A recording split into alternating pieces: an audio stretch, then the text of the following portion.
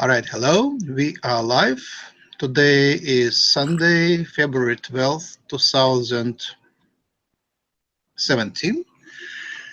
And we have one more wonderful webinar with Brook Alyssum. Hey, Brook.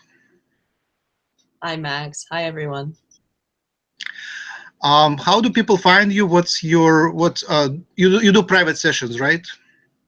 Yes, I do private channeling and intuitive sessions at Brook, BROOKALYSSUM.com, or you can find me on Facebook, Brook Alyssum Underwood. Wonderful, thank you. Do you want to go channeling right away? Sure, let's do it. All right. First, I'm going to clear all these conflicting energies that it seems to be in the fields today and in the larger cosmos. We just went through a massive shift of consciousness and ascension with the lunar eclipse, Leo full moon, and there are things reconfiguring and intentions are becoming awakened and renewed, and almost there's a sort of death and rebirth that happened the past few days. So I'm just recognizing this shamanic time in the self and the self with the others. And I'm imagining crystal golden light coming down from the great central sun, blessing our co-creative beingness, going down our top crown chakras into our bodies, into our throats, our hearts, our stomach, our legs, our feet, out through the tips of our hands, imagining this crystal golden light from the sun, blessing, replenishing, nourishing, and upgrading. This is a technique to ground in the presence with each other, and to ground in the presence of the heart with one another. I'm seeing a great oak tree in the center of our circle, wisdom of the ages, wisdom of the Fae and the fairy realms here on cosmic Mother Earth. And I'm seeing this oak as an energetic stabilizer for all of us and more. The roots of this oak is going deep, deep, deep into the crystalline core of Mother Earth, descending miles and miles down below for many layers of rock. The roots are wrapping around this crystalline core of Mother Earth and bringing up earth energy to meet golden liquid cosmic sun energy, alchemizing the way for this transmission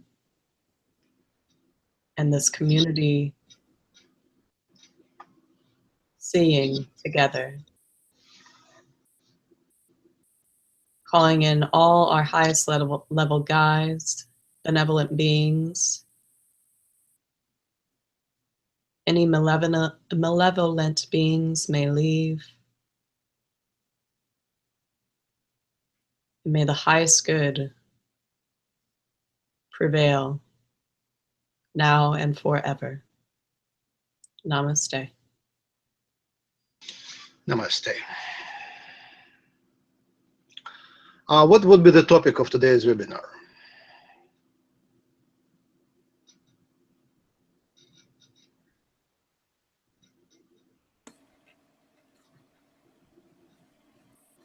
how tools can we use to with trees and nature to open portals and to bring love and joy to our neighborhood, human our sisters and brothers.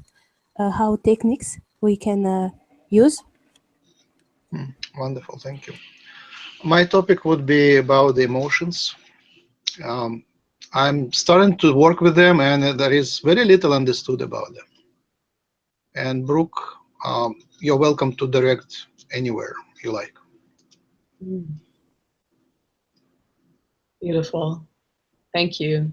And please let me know if it's ever difficult to hear me and I'll speak up. You're good. Okay. We'll start with the trees, these wisdom keepers of the ages, the most predominant, long withstanding structures as they have both ascended and descended through hundreds and thousands, millions of years here on planet Earth.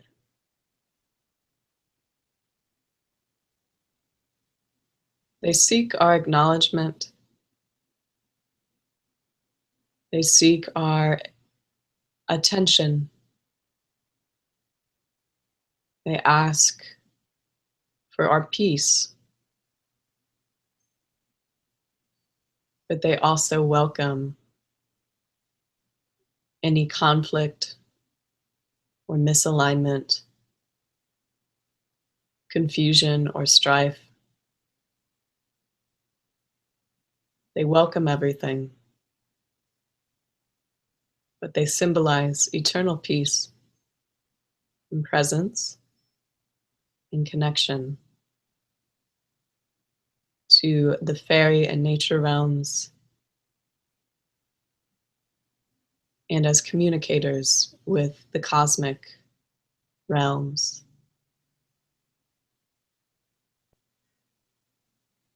Their antennae, acupuncture points on the earth. When we start to listen to them, they will tell us their stories. They will tell us their wisdom. They will also tell us some jokes if we are so open to this. There are certain ley lines on the earth that are because of these grand masters.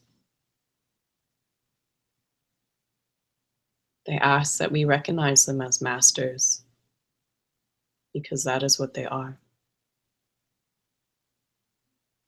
They are the grandfathers and the grandmothers of the earth.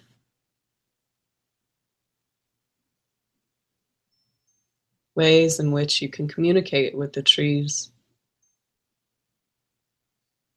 are by placing your hands around their trunk, asking permission, first of all, to do so. And if you receive a yes, you may work with them and communicate with them.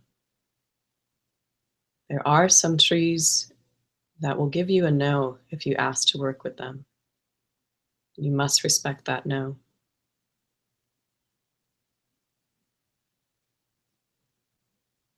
If there is a tree with a predominant yes or an affirmative yes, you can connect with its higher tree self.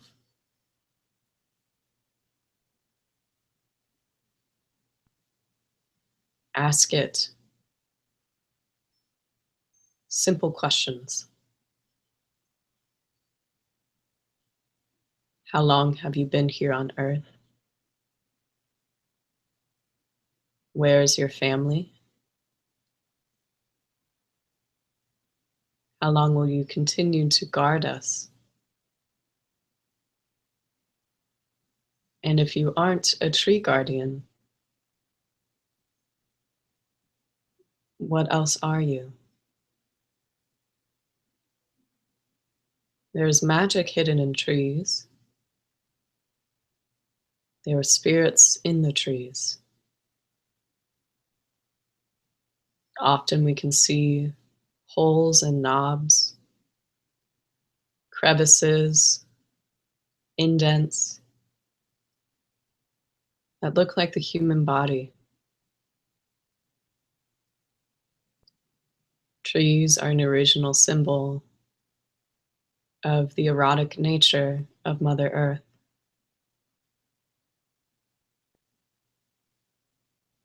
Look for representations of humanness. Perhaps a large nose, perhaps an opening, a womb, or something that looks like a vulva.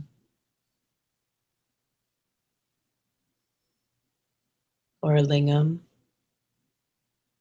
penis. It is all nature. And the trees show us this metaphysical reality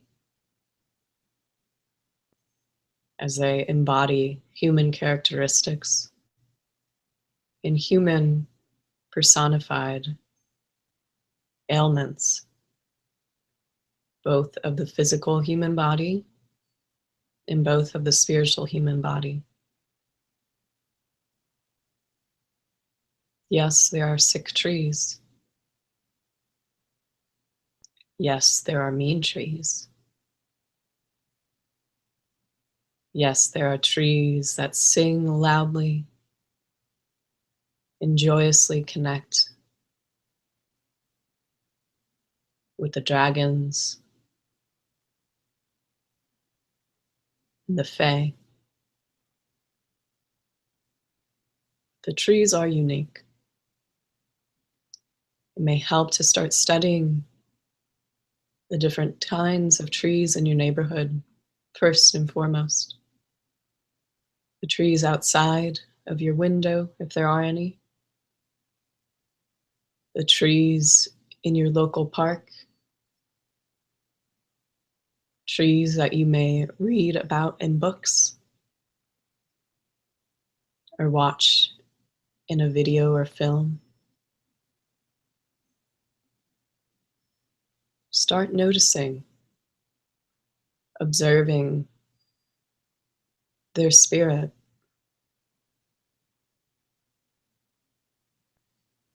This is a way of yin,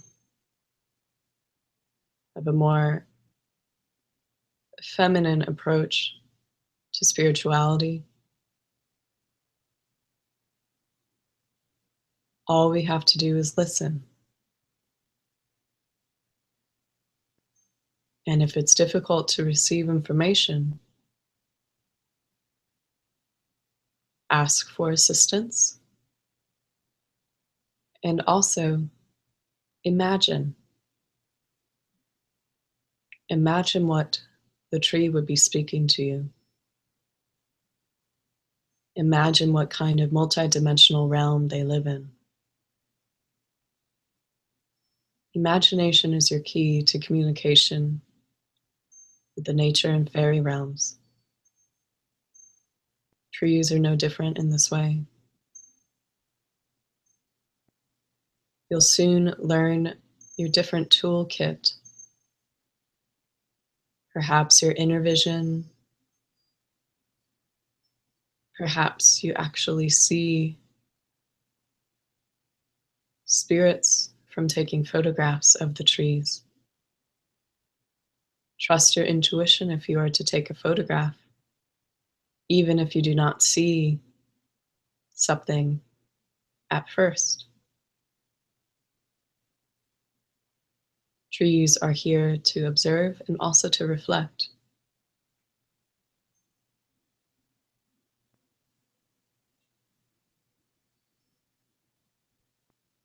Are there any more questions on trees?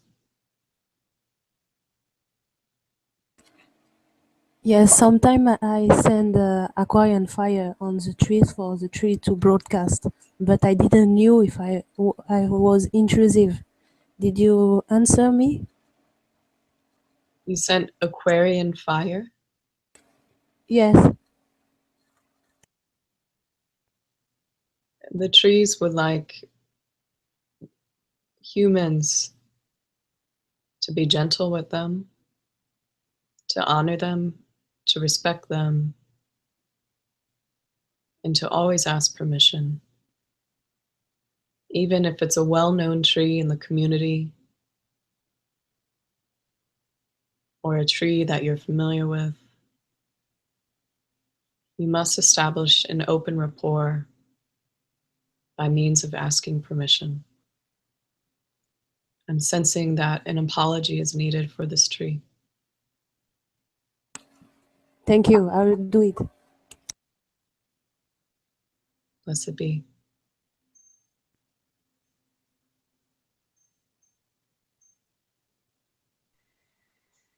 Hi, Hello? I have a tree that is near my home. It's actually in my yard. I connect to it on certain occasions, and in return, as I went outside, I saw a crease of a triangular formation, and above it there was this figure of the Hucolo symbol. What does that signify, or what does that represent to me in return?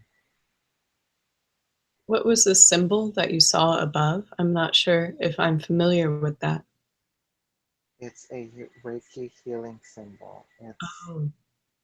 the first symbol. Hmm.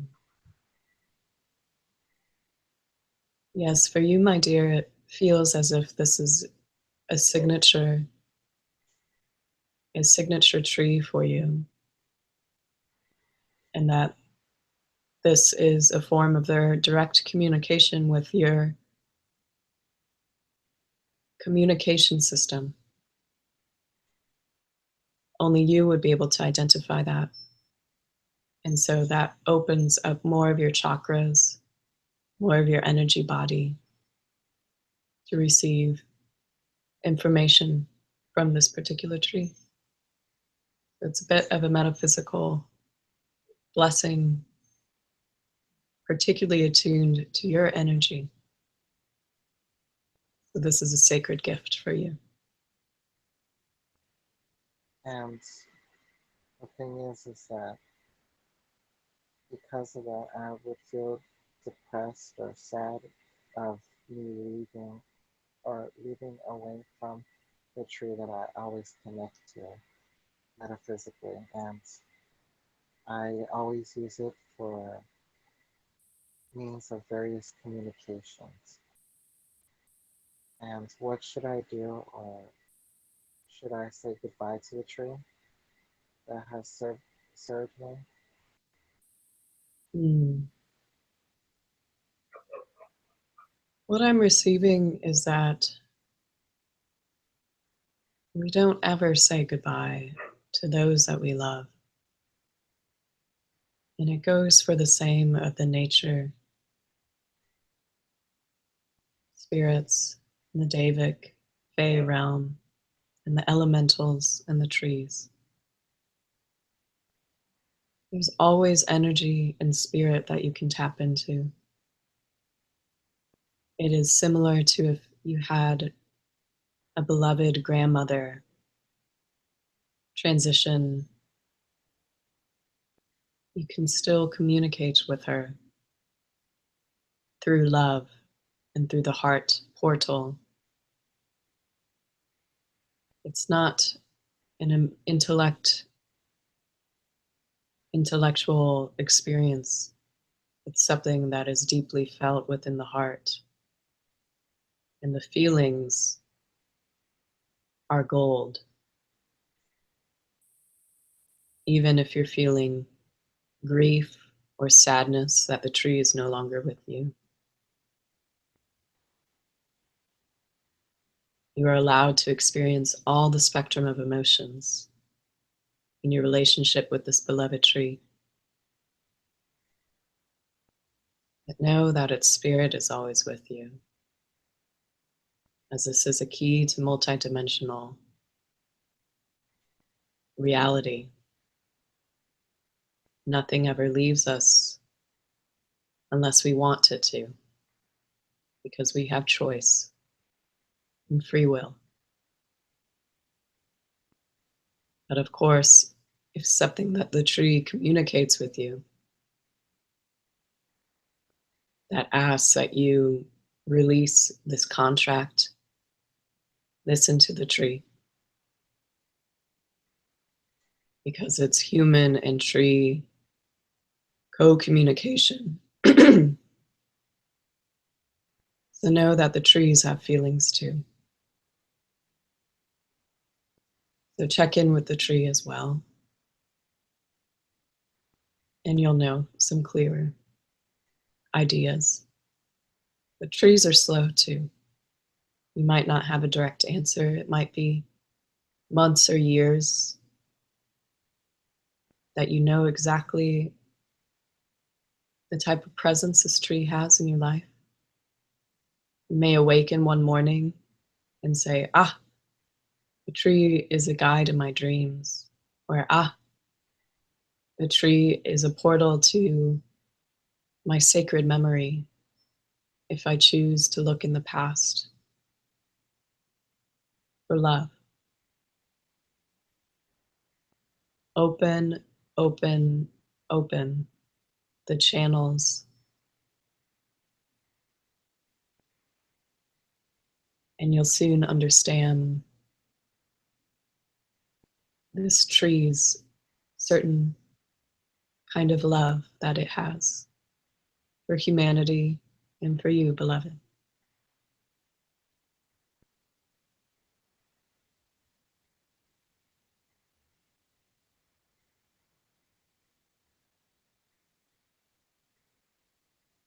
Does my tree have a name? And seeing Jacob,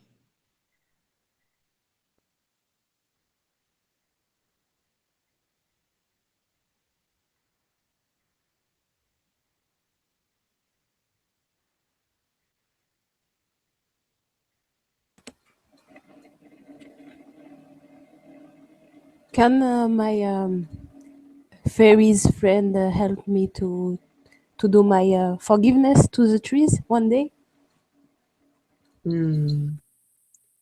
they would love to help. Thank you for Thank asking. you.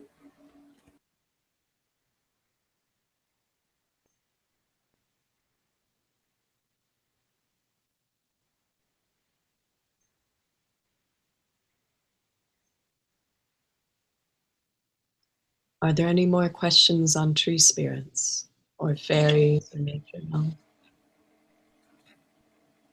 Yes, it is needed to open portals to help with energy flux.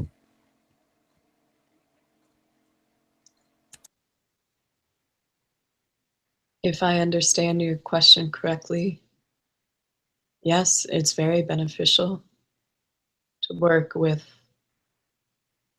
the Fae and the Davic to open spirits because they are the original guardians of this earth.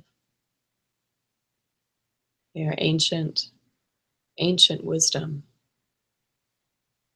earth magic, if you will.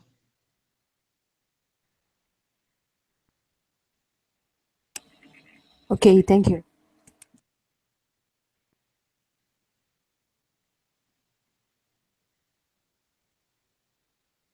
How how do I how do I meditate, or is there a meditation technique in order to synchronize and co-create and connect to the trees?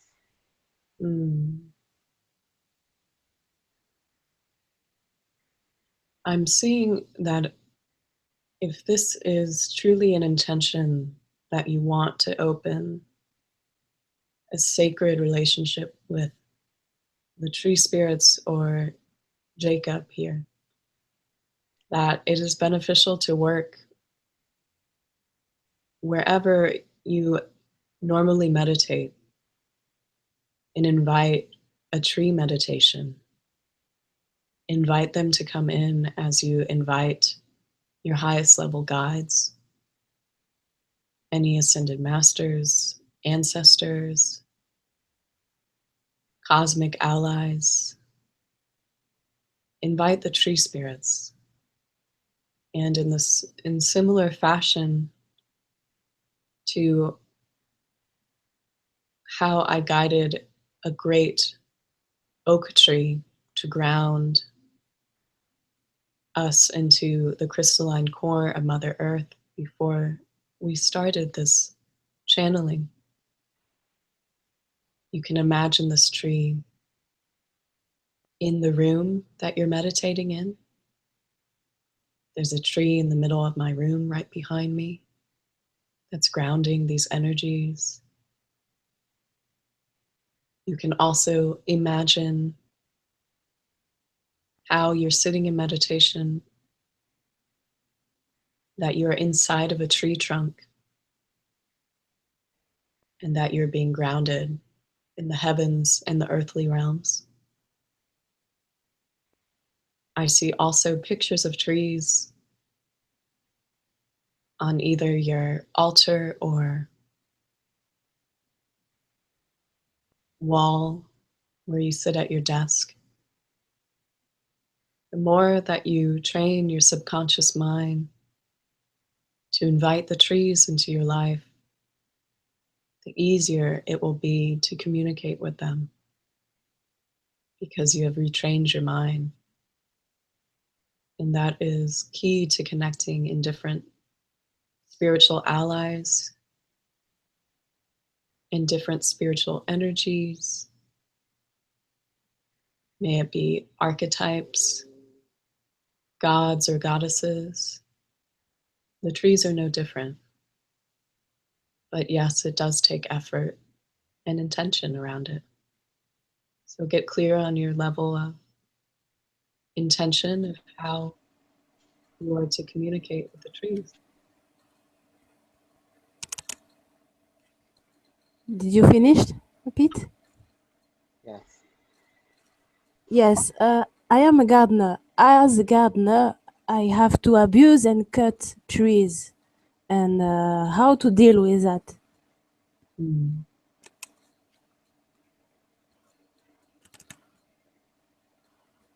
I would first breathe. Breathe with the trees. Take in oxygen with them. And release CO2.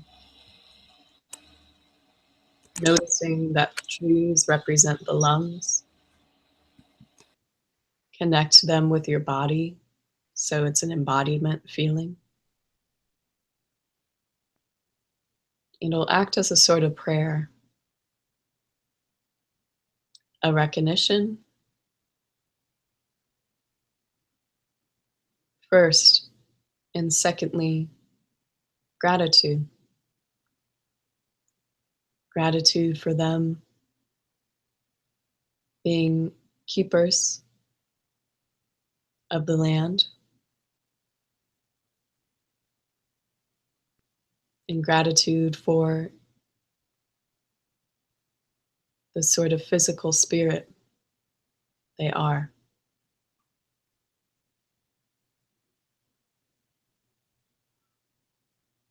They ask simply for gratitude. And of course, for intention. If you're cutting down a tree, they want to make sure that it's intentional and for the highest good of all.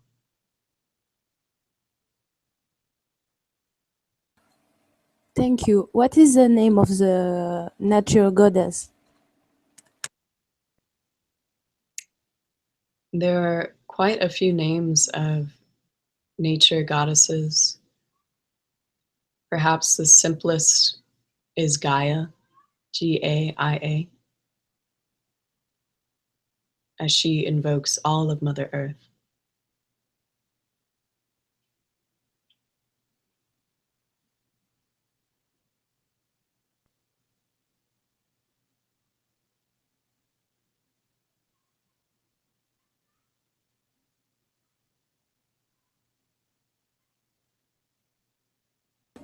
Thank you. Someone, go ahead, Max. Sorry.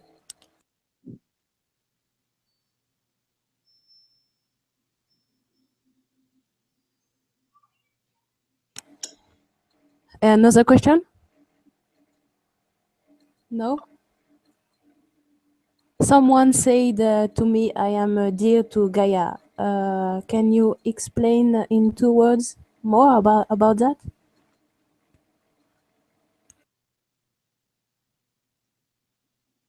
You have an affection for dirt.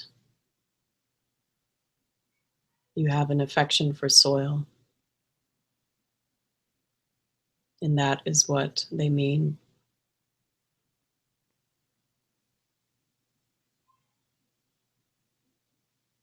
Thank you so much. I have finished. Thank you. Can you hear me now? Hello? Yes, Max. Yay. Regarding the portals, I was told there is a portal on the ocean. I went there and meditated, and then I discovered there is several more portals on the beach and in the ocean. When I kayak, I see them. And I started, I planned 2 weeks from now on Sunday, no, it was Saturday, on Saturday, a portal upgrade meditation with people. So I will do a fire and a circle and drumming, and I'll talk about that. But I have no theories. I just kind of have intuitive hinges what to do. So I invite any guidance what actually to be done there. Mm.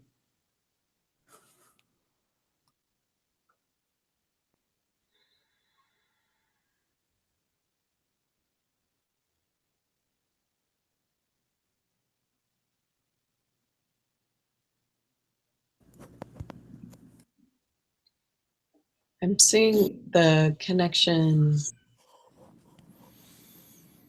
of sort of great etheric crystal diamond pull that you, Max, will embody as a facilitator of this circle, of these portal openings.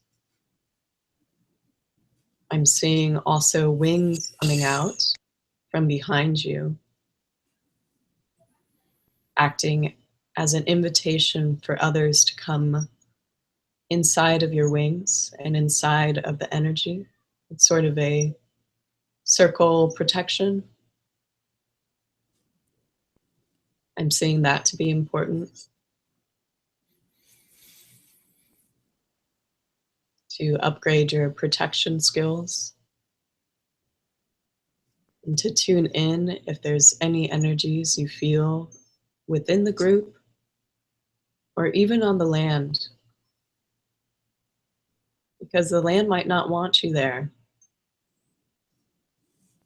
You have to listen after you ask for permission and be totally okay with that. Be non-attached to what the land has to say to you.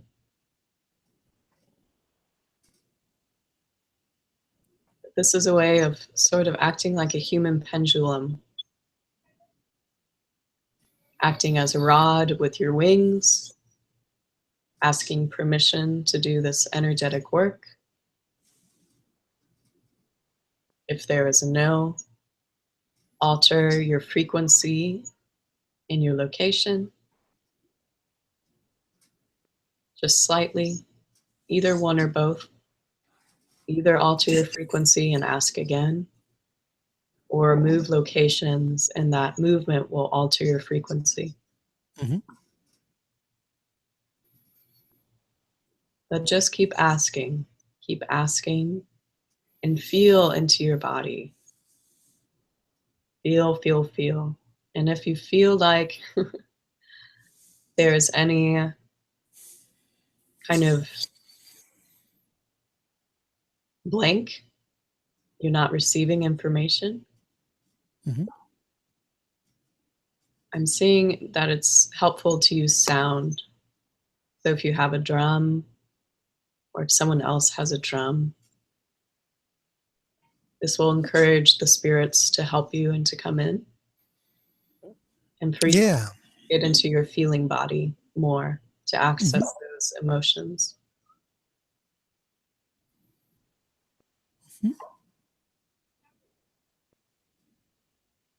We have Yeah. Go ahead. just any more questions about this for you, please?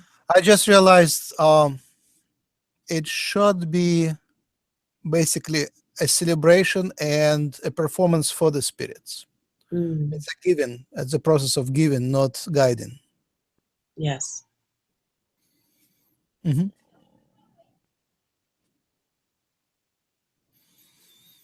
So we basically come there and make sort of donation of music. They would love that. Yes.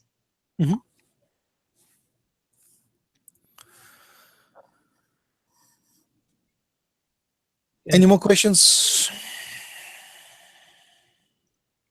You can go into your question of emotions, Max, whenever. Yay. Emotions. Yeah. I have very little theory about emotions. For me, they were so far tools. I use them as tools for analytical thinking, because analytical thinking is very limited. So I plug in emotions as a way to think better. And apparently there is more to that. It's the emotions are not only tool for thinking, they are a tool for manifestation, and they are a big part of the design of the human. Yes. And the question is, what do you know about emotions? I have very little theory.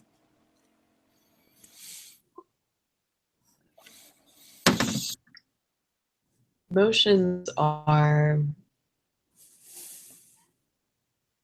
everything. They maintain our homeostasis more than anything else in our bodies. It is true that thoughts create our reality, but what's behind thoughts is this rainbow spectrum of emotions that influence our thoughts constantly. Every thought has almost roots of emotions. Perhaps, Max, when you're researching, your emotion is to discover, your emotion is curiosity, or your emotion is kind of this relentless search. These are philosophies, but there are also emotions, and they're very, very highly tied in of how your philosophy of life and your emotions of life have to do with each other. Your philosophies create your reality. And when we have begun to understand a new philosophy in our lives, perhaps shift into a new way of thinking or perspective, we shift because there was an emotional reaction. There was something that went simply aha or ah. Emotions and feelings are really similar. They play with each other. They sort of tumble around the spiritual realms. And there's always something to explore. It is predominantly in the mind, as much as it is in the heart. We talk about heart-based ascension of unconditional love. But first we must think that in our thinking mind to feel it deeply. The brain and the heart are such beautiful communicators in this way. There are points if you get into a meditative, deeply relaxed state, You can get into openness of just feeling directly into the heart feeling out. But for the sake of practical reality, mindfulness-based living is to be mindful of what the emotional worlds are in order to be in alignment with the other worlds. Like you say, the analytical, the intellectual, the creative worlds. Exploring these emotions and also putting names to them if you're just beginning to explore will be very helpful. And of course, studying the chakra systems. I will, for instance, some say is the solar plexus. I think more of the head, crown chakra. I speak, the throat. Whatever is your own system of study that will help you understand emotions. This is what alchemy is, truly, is understanding the emotional human body, the personal human experience in play in relationship with other emotional human experiences.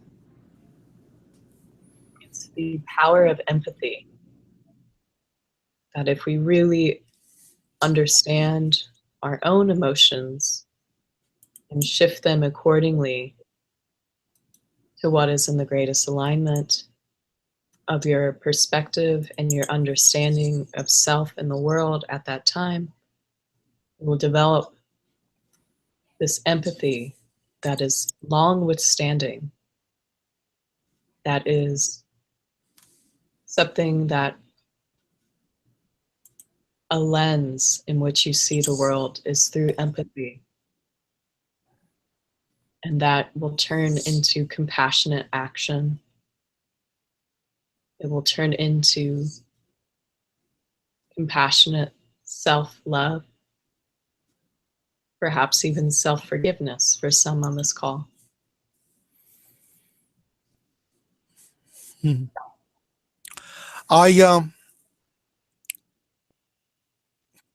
I reflect on my emotions, I want to cry.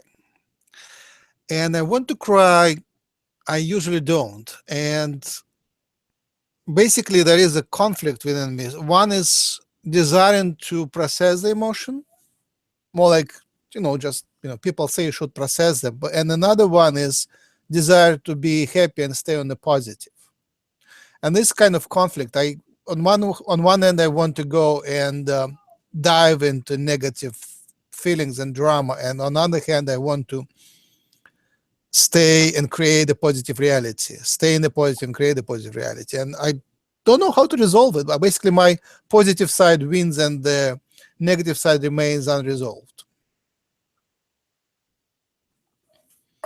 What I'm sensing is that this is an example of duality in human reality and experience.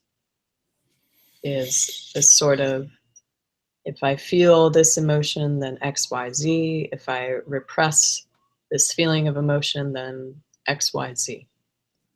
So first, I'm getting the guidance that we must acknowledge this duality of emotions, of that whatever we may perceive one emotion to be,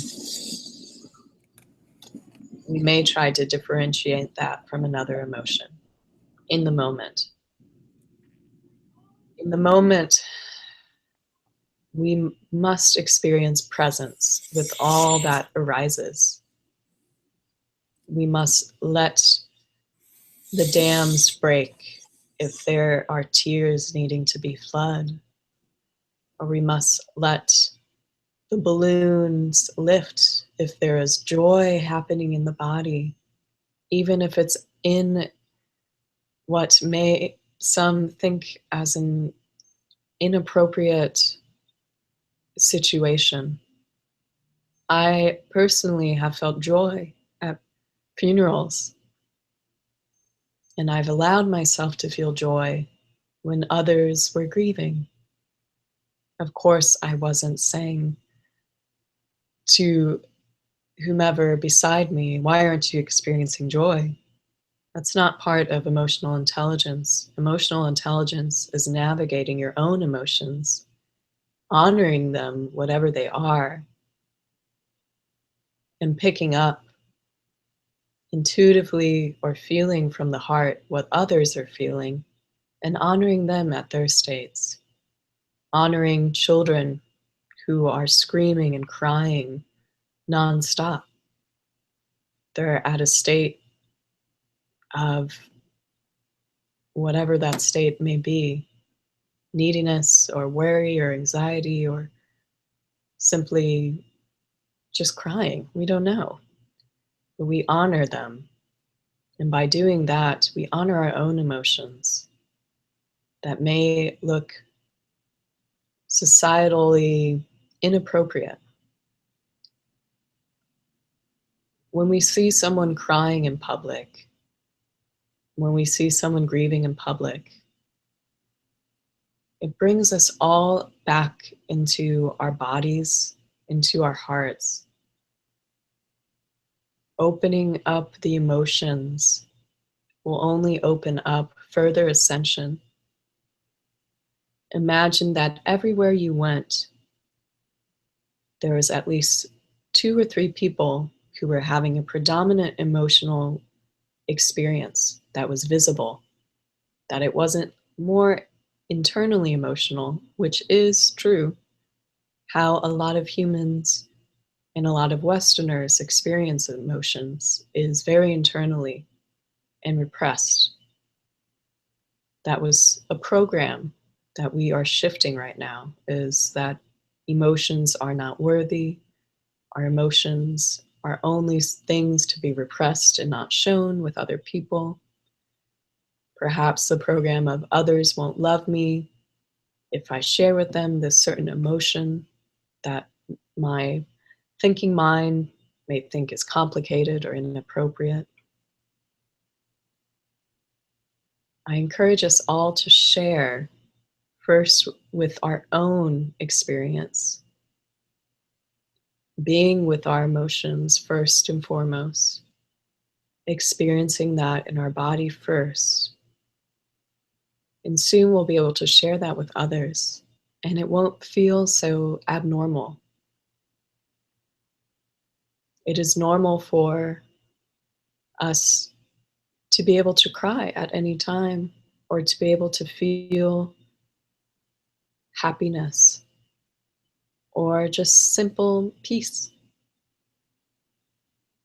It is normal, and I'm just here to remind us all of that, and that the ascension process is hugely to do with how we can configure our emotional bodies in every moment, in how we can dance with others in their emotional bodies.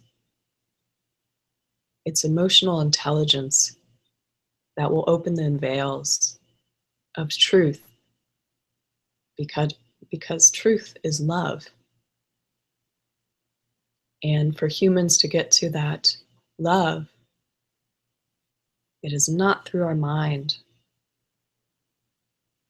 It is truly through our heart and through our feeling capacities. It is beyond thinking. And of course, I encourage you to use your mind to get you to feelings. There are some helpful things for us to shift our perspective in our mind in order to get into our body. I encourage that, of course.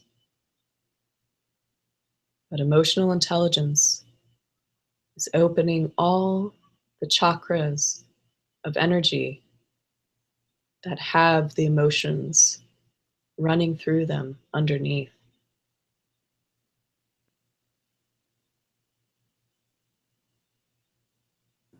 We have In our family, we have tons of emotional challenges. Like kids make you really upset, especially one of them is professional, kind of a talent on making you upset. He is like younger than teenager, but he has a teenager's trait, find a soft spot, touch a spot on you, and bring you to madness and get you out of your comfort zone.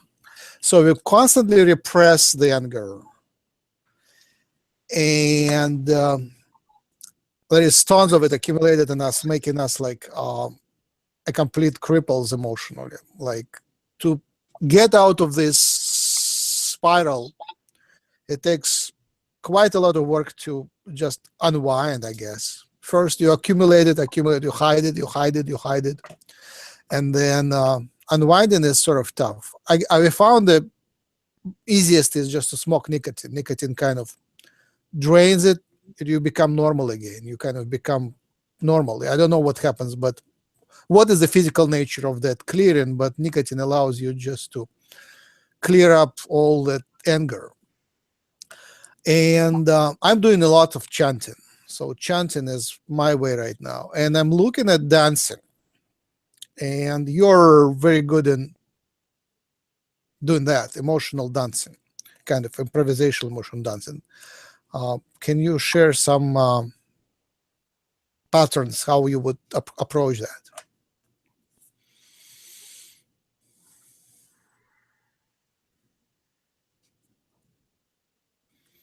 With using dance as intentional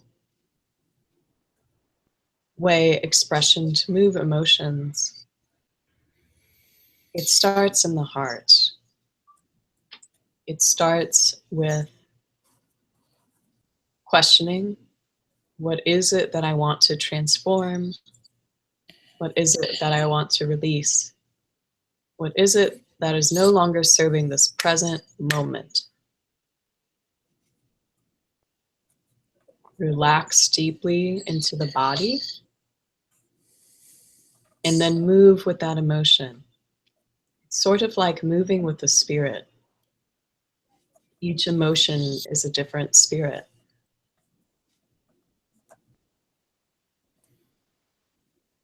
And so asking to just move with spirit. We ask too, it's like a two-hitter question. We move with emotions as well. But yes, intentional movement of emotions, of noticing perhaps that there's anger in the emotional body. There are different ways for us to use that energy into transformative knowledge. Sometimes that means doing something that breaks a sweat, such as jumping jacks or running at the beach a few times a week. Sometimes that means strenuous, a little slightly more strenuous activity to get things going. If you're feeling really blocked or really like things are bubbling up, it is very healthy to move those emotions through the body. In fact, it is one of the ways that we get back to spirit. Is once we move and engage with spirit, with our emotions in our body, then we align back into presence. And with that, the intention of peace. What is physical nature of emotions? How do they feel? How do they fit into the ideas of energy bodies? You said an emotion is a spirit, so do they have their own free will and things like that? What is an emotion?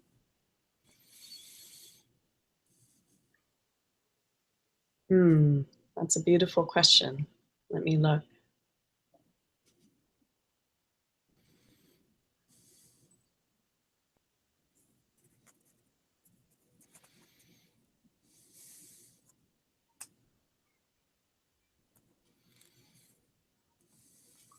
Because we are humans on Earth here, we do have free will. And so we have choice of our perception of emotions. So I'm seeing that the guidance here is to sit with an emotion. For instance, if it's angst or anxiety, ask yourself if it has free will, or if you have choice in that moment. Often on paths of spirituality, we want to process that emotion to our higher self so we can process discernment on the value of this emotion. Observing the emotion and then having a discernment of what to do with it next. Sometimes it's okay to choose a yin approach to emotions versus a yang. For instance, if you just want to sit with angst in a meditation or in qigong or some sort of energy, gentle movement, that's fine. Other ways, if you want to go into exploration of where this angst is coming from, perhaps you want to speak with a loved one about your angst. Perhaps you want to see a counselor of some sort. That's more of the yang approach, I'd say. But I'm sensing it's a question of where you are with your relationship to emotions, not necessarily what they mean in the physical body, because it's different for every person. It really is different. Yeah, I sense there is lots of different kinds of emotional types in terms of their physical nature, but I imagine them as vortexes of energy, and most of them living in the heart, like it's a heart. Each chakra has a energetic body, which kind of is defined, but it's by its main frequency, and the heart chakra has its own energetic body, which I think is the main emotional body. So that's why you kind of go into the heart vibration to relate to the emotions. But also I think there is a lot of emotion sitting in the mind. So I have any person in the mind is associated with a certain emotional pattern. Every subject, every object, every concept is emotionally charged, and there is tons of that in the mind. So it's kind of, I guess, in an overlap between all energetic bodies could be related as emotions. So there is much more complexity there. Yes, absolutely. It's a science in its own way. Emotions. I met recently my my emotional self.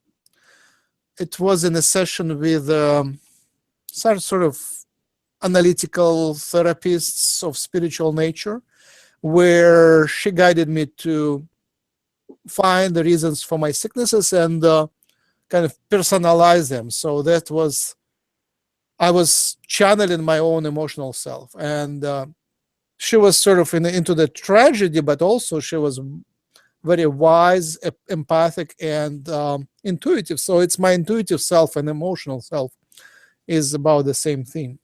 Yes. Can you comment anywhere about this? Yes.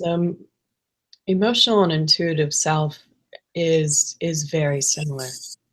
It's highly similar. In fact, the greatest way that you can develop your clairvoyance or your intuition is to first, for lack of a better word, work on your emotions and work on how you're reacting to your emotions. Asking yourself if we can be non-reactive to emotions first, and if we can't, then we observe. observation and the goal of practicing non-reaction to emotions is a spiritual teaching in all lineages. And it's one that gets us back into our intuition so we can make discerning choices in the present moment, wherever we may be, in a family dynamic, out at the grocery store, perhaps driving on the freeway. We have a choice if we want to react to the outside world's emotions, always. And because of that, that affects our intuition. So the way that we choose to engage with our emotions affects how we engage with our intuitive faculties. And it's the mastery of emotions that brings us into deeper mastery of intuition and mastery of connection. This is something that the great yogis have taught. This is something that most Buddhas know. Yeshua knew this too. Egyptian, Atlanteans, Lemurians knew about this emotional alchemy, and that if we truly understood our emotions and loved them unconditionally as well, then that would bring us into greater states of awareness of self and others, and with that, direct guidance to come through. And freedom, honestly.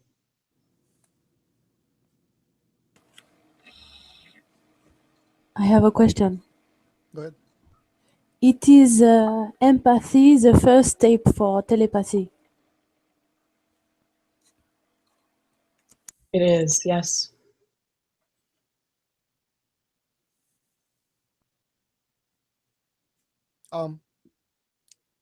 That question comes up very often. Basically, once in a while, we get overwhelmed with sadness. And when we analyze it, we realize it comes from outside. It's something unrelated directly to our life, personal life. It's something which you just pick up from the global community. So you weren't there, but the global community kind of knocks on your door, emotional door, and you feel empathic tragedy or sadness or anger or other discord, or just discord, it's just a mess. Sometimes it's simply a mess. So closing yourself up is closing up yourself is sort of what we do, and it kind of blocks a lot of things. What would be the answer? What would be the art of kind of staying open but not picking up on what you don't want to pick up? Excellent question. I'm seeing a few things. First is establishing boundaries with your higher self of what type of information you allow yourself to receive and how you receive this information. For instance, many are affected by the Facebook feed. They're affected by other people's emotional realities, and they're affected by news realities, whatever that may be. But we have choice into whether or not we want that to latch on to us, or if we want it to simply dissolve. Some of us may simply need to be offline more because we cannot handle it in our emotional configuration. Some of us can be online the same amount. Perhaps we have to hide certain feeds in our Facebook, or hide or block, information, or that we choose to disengage with certain experiences of information because their emotional value or the emotional frequency is too much to handle, and that's simply okay. Many of us feel recharged going back to communicating with the trees and the nature realms. There's so much positive charge coming through the nature realms and connecting with Mother Earth that is beyond anything we could do in society, than to actually put our feet on the earth or in water, even if it's difficult for you to be with earth, water, taking showers or baths intentionally and using that to cleanse and clear any psychic imprints or emotional imprints from things that are not your own. So discerning what your boundaries are with you and the world. It's you in interpersonal relationships. It's you in your creative projects. It's you in your work. It's you in how you have a conversation with your neighbor. It's an art in observing what feels good, what feels peaceful will help you discern that. The other thing is having a good filtration system because of this.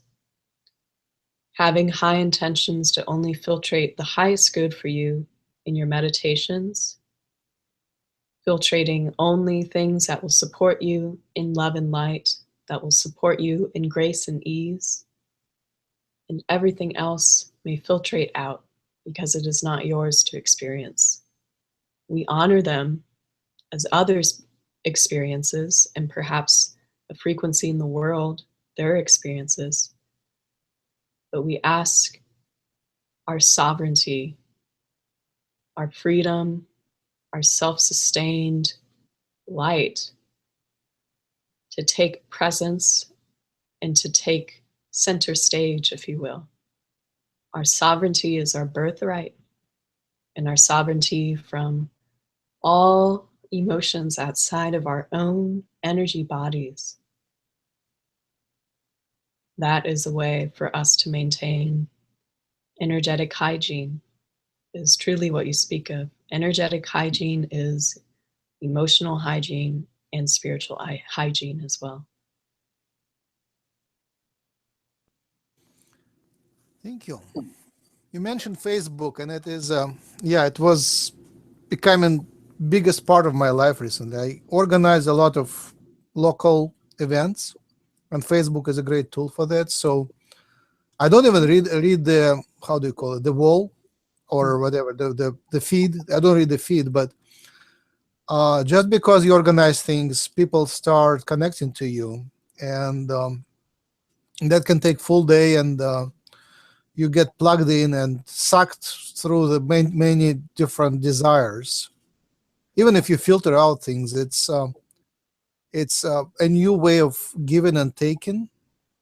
Yes. I get a lot from there. It's positive feedback, negative feedback, getting things done. So it's really useful. But I just turn it off once in a while. I have to turn it off once in a while, and it's something very new to me. I used to do it like 10 years ago. It was another blogging system called LiveJournal, but now it's kind of becoming again a big part of my life. I would invite any more insights if you have.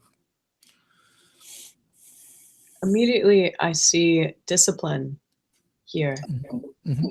Having discipline of the time in which you engage with Facebook, such as once a day or twice a day and for X amount of time. How you engage with Facebook, either it's on your smartphone or only on your computer. Perhaps you don't have the Facebook app on your phone.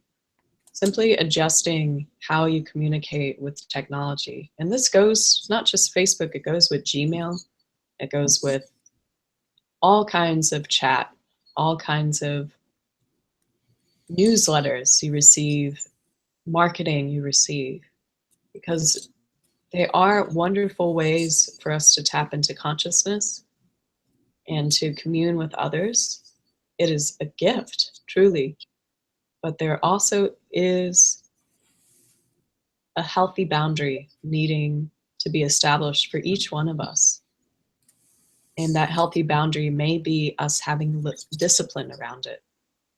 It may be really being clear with our intention that I cannot check my email for the first hour of the day, or that perhaps I only check my email between noon and 3 p.m., same as Facebook.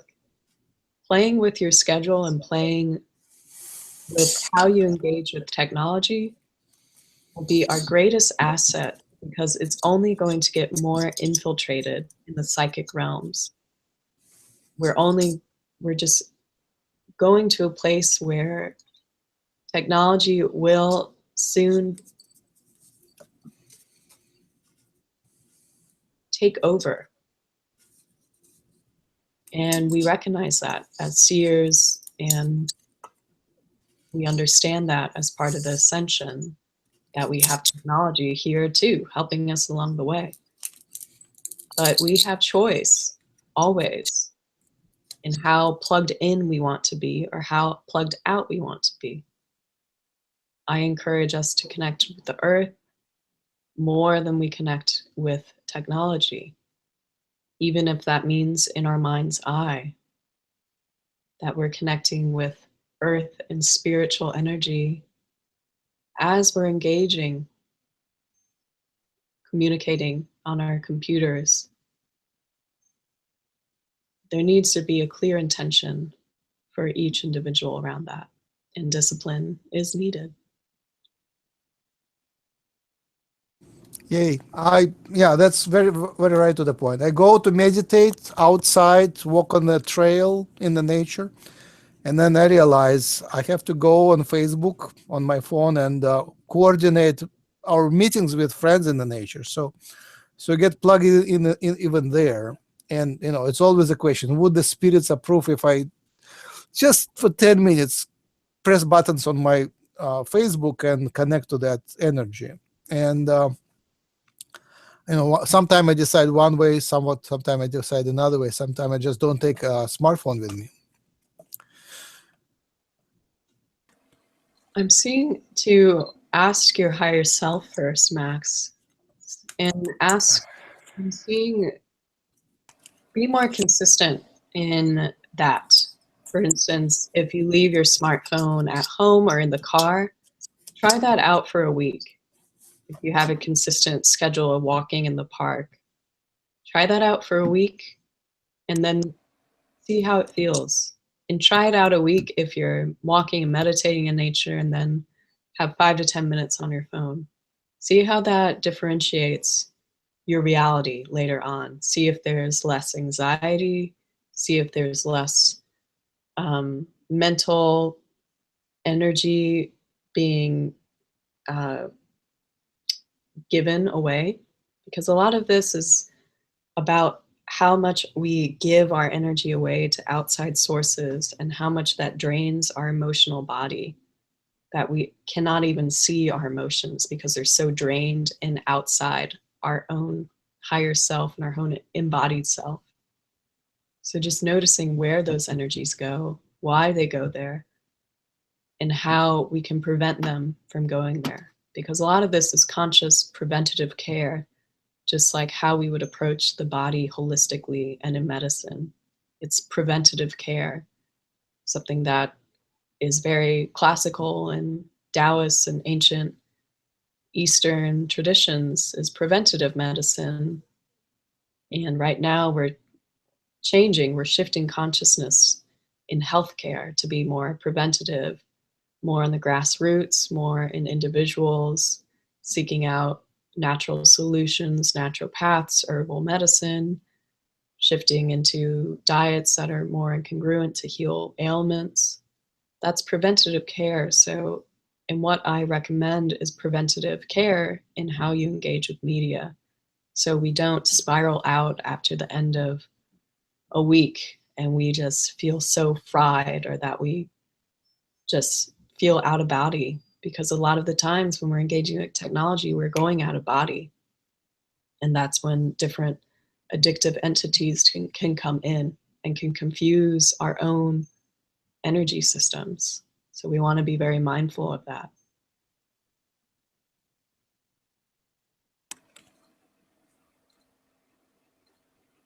Have you finished, Yes, thank you. Max? Kina, go ahead. Sorry. Okay, I was told that we are constructed by layers of emotions.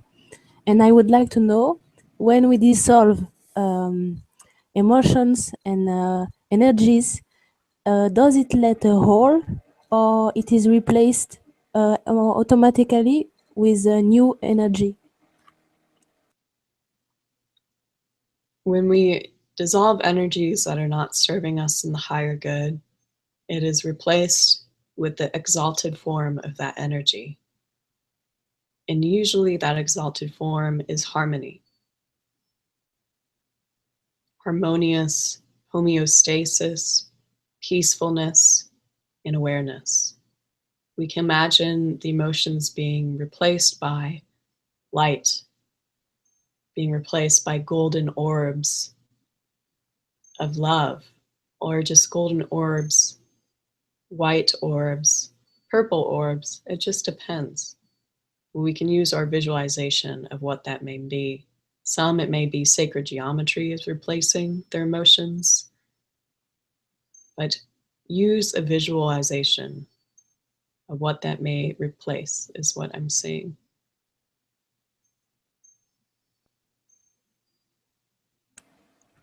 And there is a number of layers, or we can accumulate illimited layers of emotions.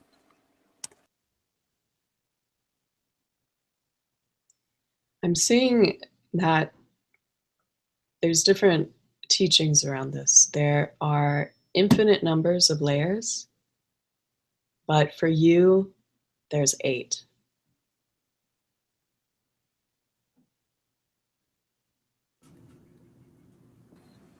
And each layer, it's a mix of all kind of emotions.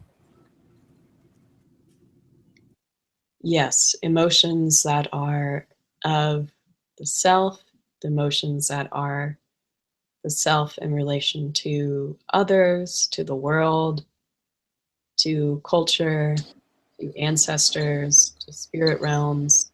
Yes. Okay, so each person have a variable number of layers. It is variable. Yes, it is. And it just depends on what is in the highest alignment of your perception of emotions. So for me, I see an infinite number of layers because that is how I perceive my healing, is that it's infinite. Others may have a more structured 7 chakra system or 3 chakra system, or what I channeled for you, my dear, there seems to be 8 energies, layers for you. So that is the wisdom I have there. Thank you so much. Let's now speak about repressed erotic emotions. That, I guess, is so frequent for us in any society, and especially in modern society. There is, it happens like all the time, right? There is erotic desire and repression of erotic desire, and proper behavior, and I always balancing, right? You always balancing that, but sometimes it's just overwhelming, the balancing of that. Can you comment on how to take it? Mm. Mm. Allowing ourselves to feel erotic desires, first and foremost, because there's nothing shameful, there's nothing wrong, there's nothing bad about this. So releasing that program infinitely, releasing what the church may have told us about that, what teachings in traditional religion, some may even say patriarchal, or just simply dominating religion. Releasing that program consistently. The nature of erotic desire is in such dance with the nature of Mother Earth. How we see a flower bloom, how we see bees pollinate them. That is very erotic in nature. Looking at stories of how erotic becomes interchangeable with the word innocence. Erotic is innocence. If we observe things from a lens of that innocence, then we can observe our own reactions to repressed sexual emotions as innocence, as simple, childlike innocence of curiosity, of desire, of what the body is telling us through our heart or through our genitalia or through our sexual chakras, our lower root chakras, perhaps even our mind. First and foremost, observe the innocence in that. Secondly, start to cultivate mindful practices around sexual energy. There are lots of systems of healing chi, sexual chi, either through meditation or through practices of movement. But it's something that asks us, like emotions, to get back into our body and to get back into the higher truth of our body. Not what we were taught, not that we were learned, not what other family members have projected onto us, not what society tells us what is right or wrong. Going back into the simplicity of the body and the innocence of the body.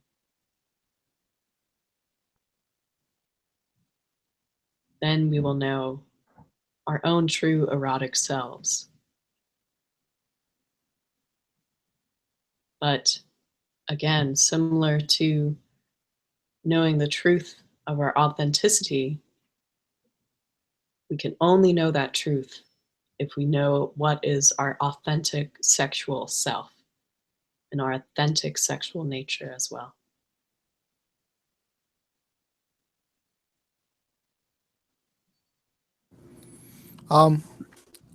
Can you speak about the value of abstaining from sex? Celibacy has been a spiritual tool for eons.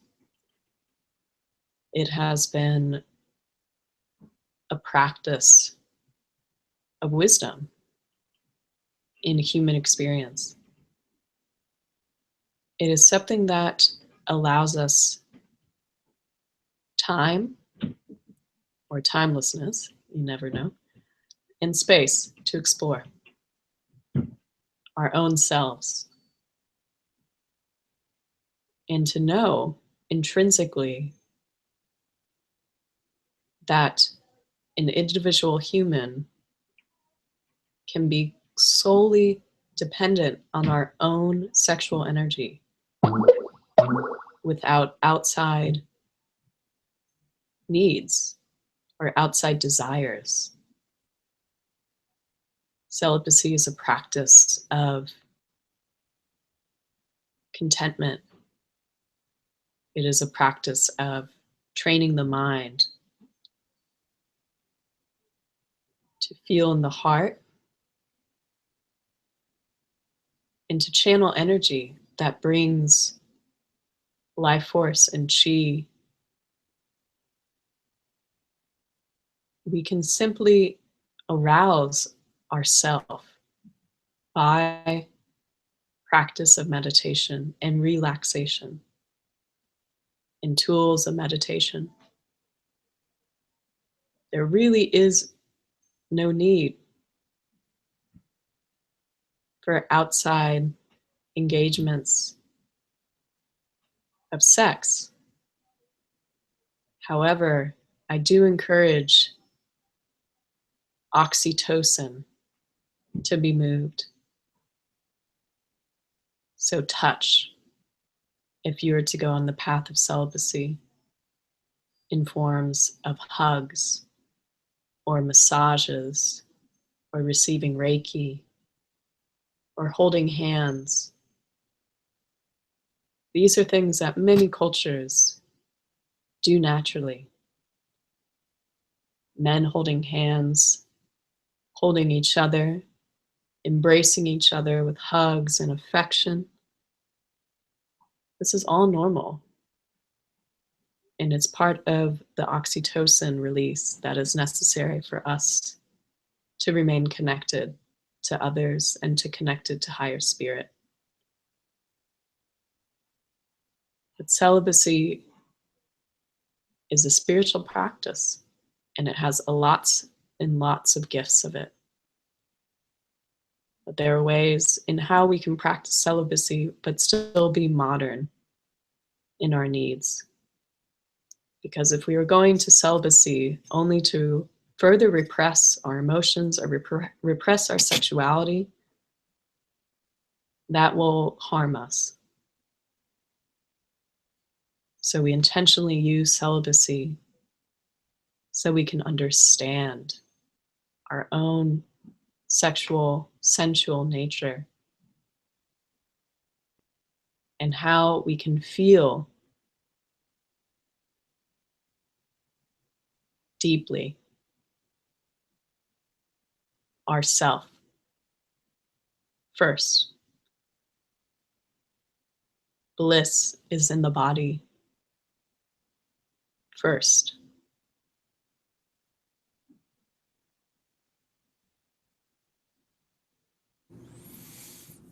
Let me share. So, yeah, breaking the repressions of the society. I went through that when I was a long time ago. I was like in my teenagers. In Soviet Union, sex was very prohibited, so it was kind of a taboo. At least you don't speak about it. It was very hidden, right? So breaking away from that was a big part of my teenager ages and maybe 20s, right? And then I discovered that you use sex for things which you are supposed to do yourself, like the sex. You use sex to get your the motherly energy, the spiritual support instead of meditating. You use sex, right? And it's kind of gets misused and it stays on the way of your spiritual growth. I guess it's a later realization, much later. You just, instead of growing spiritually, you become dependent on whoever provides you that spiritual support. Instead of connecting to God, you connect to whoever can make you happier, right? And now I discovered, just by chance maybe, but I was working on some manifestation thing, and it didn't happen until I, just by coincidence, I was abstaining from sex for longer time than usual, much longer time than usual. It just happened. It was like coincidence of several factors. And then I guess the charge of some energy was accumulated sufficient so I can manifest something which was hard to manifest before. So these are two different things. Like, I guess it's two examples of the idea that abstinence can be used for practical reasons. I guess that's what I wanted to comment. Yes, absolutely. Absolutely. It's a method of manifestation, because just reflecting on what you said, Max, we sort of move our creative energy into that realm of sex with another human. In that movement of creative energy, if you're not clear on what that's for, then it can just be a waste of energy. Just like what we talked about of technology.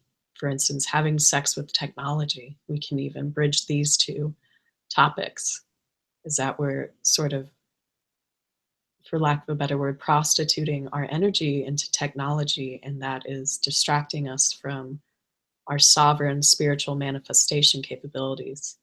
And that goes the same with if we're using sex as a distraction, or if we're using sex as indulgence and not purposefully high alchemy, spiritual, intentional facilitation of love that is not just between two people, but love that transcends and love that is connected to a higher spirit that brings deep healing.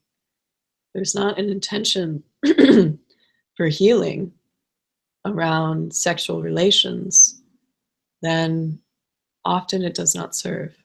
Often it brings us back into ego, it brings us back into desire mind, it brings us back into lust.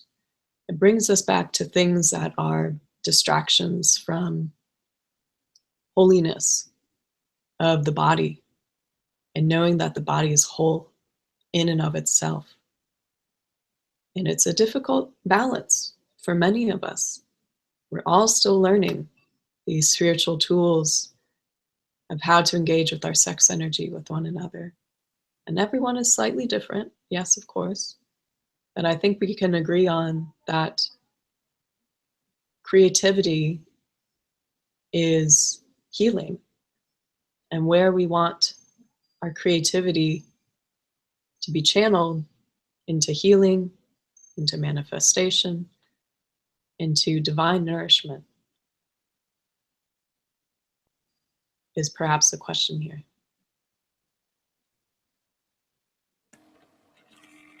When you talk about creativity, what is the definition of this creativity? It's for all the aspects in life?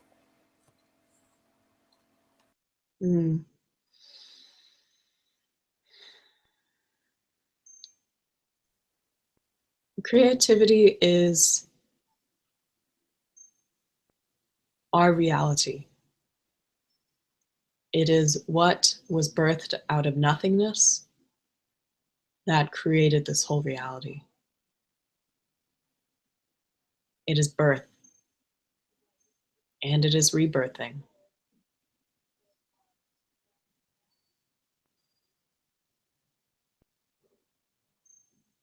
Okay, thank you. I have heard when we misuse sex, we destroy some liquids in our glands, cerebral glands. It is true?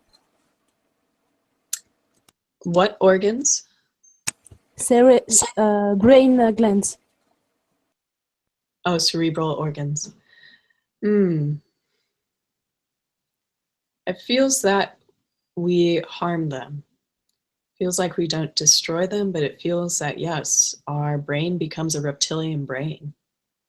It does not become an enlightened, mindful brain that is tapped into the dimensional realms. The reptilian brain just wants it. It wants, something to meet its craving in the moment. It's almost a slightly addictive quality to it.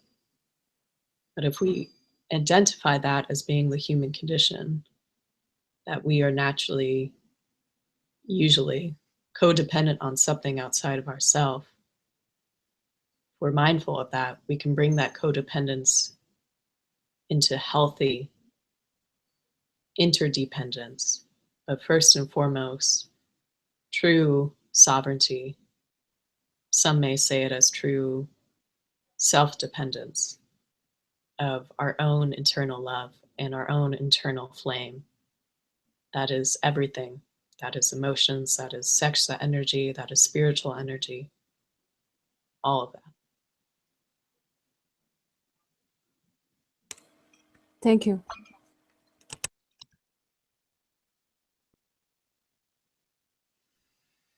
It feels like, Max, that we may be finished for today. How are you feeling? I have a few more questions Do you mind going another 15 minutes? We can do 15 more minutes, yes. Sure. So one thing I wanted to comment was that the opposite is true as well, that, you know, extreme abstinence harms the everything in the same, in similar way as extreme indulgence in sex. Especially in the Western world, you can see tons of people whose energies are collapsed because they haven't been touched. Yes. Not even sex, they haven't been touched by humans. They kind of are so much by themselves and scared and repressed that the whole, some energy fields are completely collapsed in them. So you see, how do you say, emotionally and energetically, what's this word? Disabled people. Yes. My last question was, or series of questions, connecting emotions, erotic component of life, and ascension. So emotions and ascension, and erotics and ascension. How do they play around? Beautiful question. We can experience the erotic in every moment if we choose to do so. Because nature is inherently erotic, our interaction, which is simply being here on Earth, is erotic. Our senses are the key to experiencing the erotic. Our smell, taste, our deep appreciation is erotic. When we appreciate our bodies, when we appreciate our sun above, getting into a level of gratitude, deep appreciation, is a sort of turn on for the human senses and for eroticism to be present in all things. We must be grateful for being here on Earth at all times in order to access the multitudes of pleasure. That is, pleasure of being in the body, pleasure of the heart, pleasure of the mind. We can have an erotic experience reading poetry or engaging with something such as gardening or painting, or simply eating a really wonderfully loved, blessed meal. Food as erotic.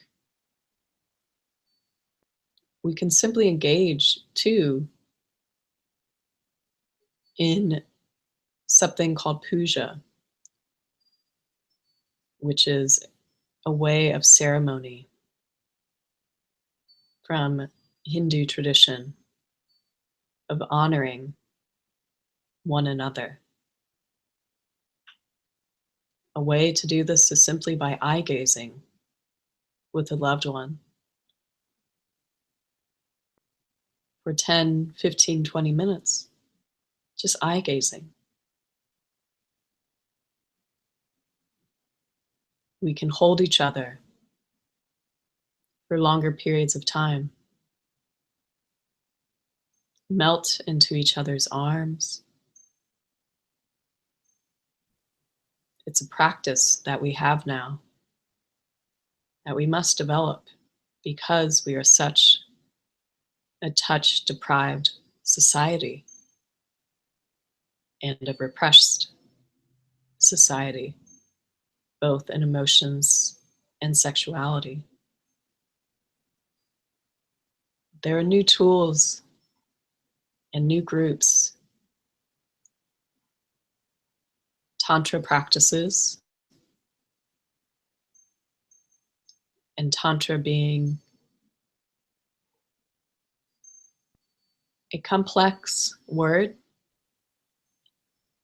but in terms of what I mean right now, Tantra meaning communion with the beloved or communion with the divine, weaving of duality into non-duality presence. When we get into non-duality, we have a sort of transcendent experience often. And usually that transcendent experience can be interchangeable with eroticism. These divine states of bliss, divine states of ecstasy that many saints and mystics would experience were actually experiences of eroticism, of their sexual energy, their kundalini filling their entire body and bursting out through the ethers. That was normal. That is a part of mastery.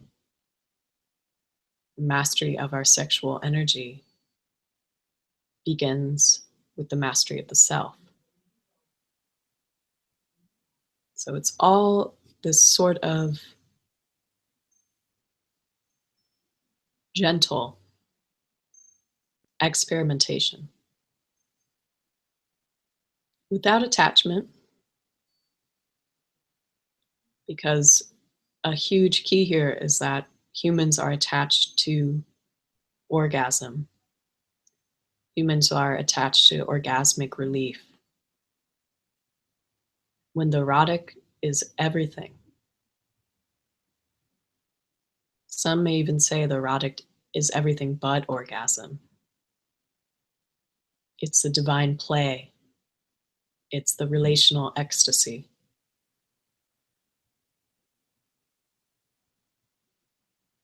It's presence without ego having some sort of ulterior motive or attachment or expectation. When we can dissolve the ego of expectation of sex or our sexual energy, then we can dissolve that ego into our body and transform that into love. But yes, to get back to your question, Max, touch is very necessary. And for some, celibacy may not be possible because of this. But there is some understanding of what are the checks and balances,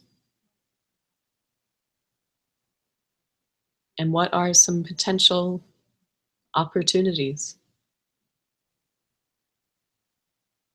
of having platonic relationships that are engaged with touch and sensitivity and physical nourishment that does not lead to sex or has any intention about sex. These are new paradigm relationships. And people are waking up to this necessary element of life. One of the main questions which bothers me now, I'm writing a book, and that question kind of, the idea of ascension is central to all spiritual teachings at the moment, and the communications from the aliens. And when we try to pinpoint the time when it's going to happen, the predictions are so drastically different. Like some expected next year, some expected in our lifetime, and some expected like few generations from now, about 180 years from now. The definition of ascension, as I understand, is when the humanity connects telepathically and makes a quantum leap into the new new way of things, new reality of things, new world. And so 2 questions. First is your idea of the timing, and second is the role of emotions. I guess emotions, empathy is key for telepathy, right? So the role of emotions in ascension.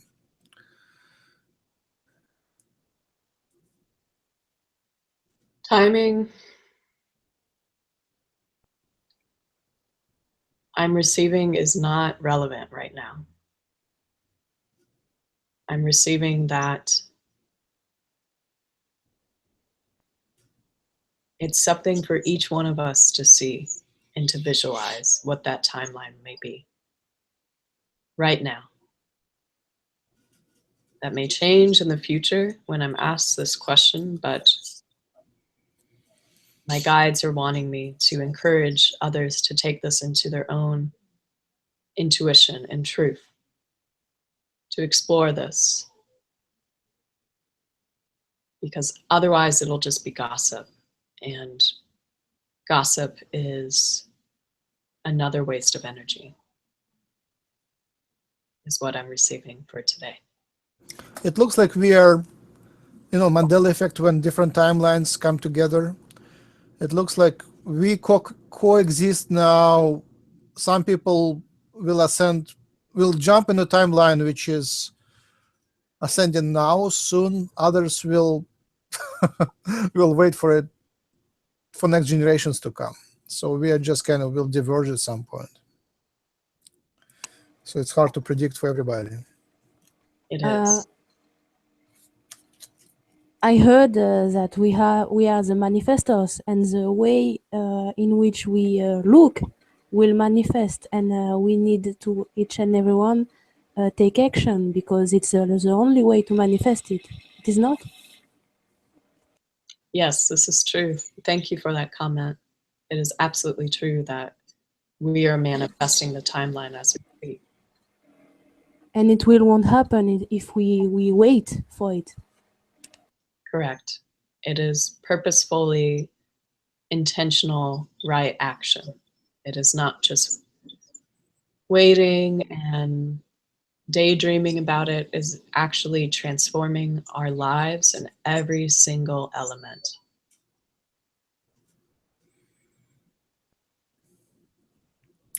Now about the role of erotics in and emotions in ascension. What is it, and how is it related? I feel as if I answered that question, and the only, I suppose the last part about the ascension is that if we don't master our sovereign sexual energy, there will not be an ascension.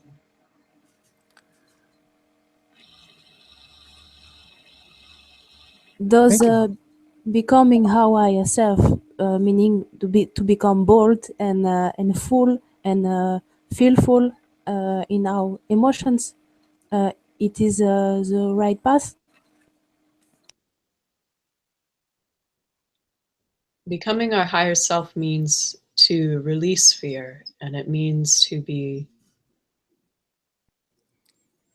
fearless and with love, and to dissolve into unconditional love as a means of the light and spirit.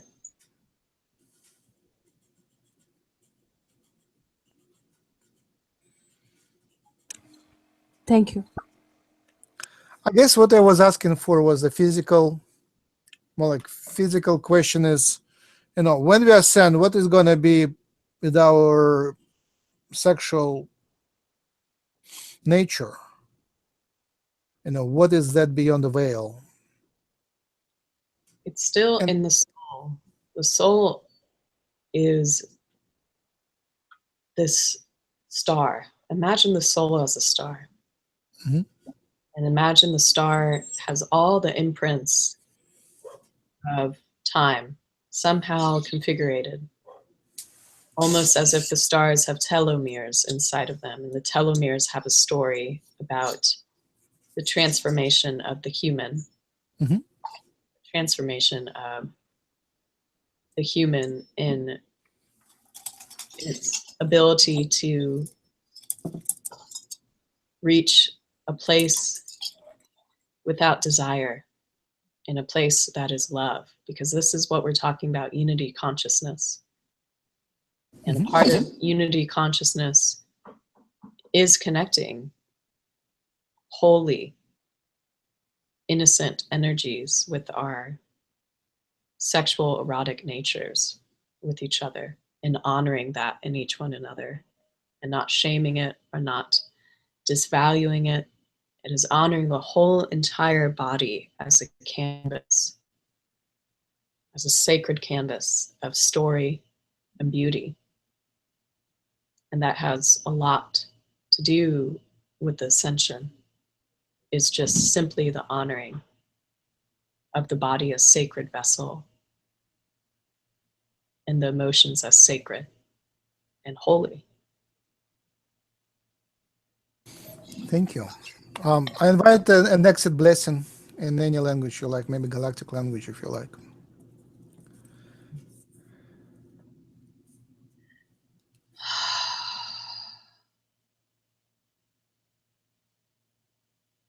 Ingo joy go, ega kuya moy, elo kuya boya, I kuya la, eya kuya la, maiki e I do ye kuya la ma, eno kuya lu, eyo ino yala, I kuya ma e, inga hoya, eya mo e kuya. I kikai kikiai kikia lo mi I koyama homi ia homi aiko inka hunye kai chigiko la poenti ia yelama kikai I koyama ina chupika ino koyalapa ika yai kia lai koy Iyo boy, itu kaya ela. Abukuya la ikia, emokia kia laiko. I kukui and poyita. E ami e busa. E busa e se kwe. Inga kwe. Laiko. Ma.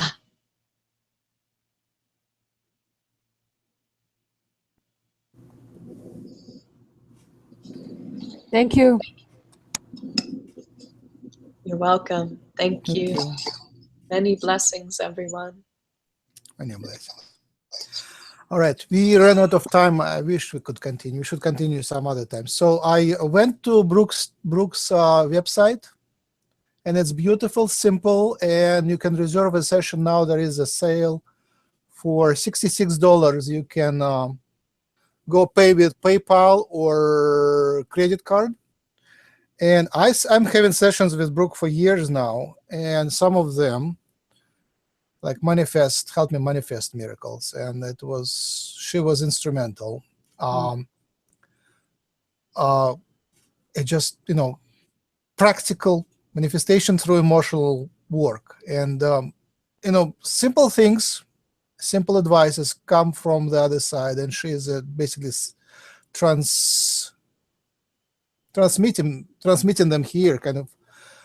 You ask a question and you get the answer from the other side, and Brook is a good channel, so it happens. And I asked the right questions, I got the right answers, and got the right help from the other side. And it's easy, and yeah, it's true.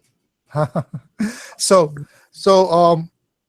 Brook is more available than before, and more grounded as before, in certain, geographically grounded in a specific place, specific timing. So she's more available in this reality than before, because previously she was more in other realms where she was not that reachable. So you can use that opportunity. Thank you, Max.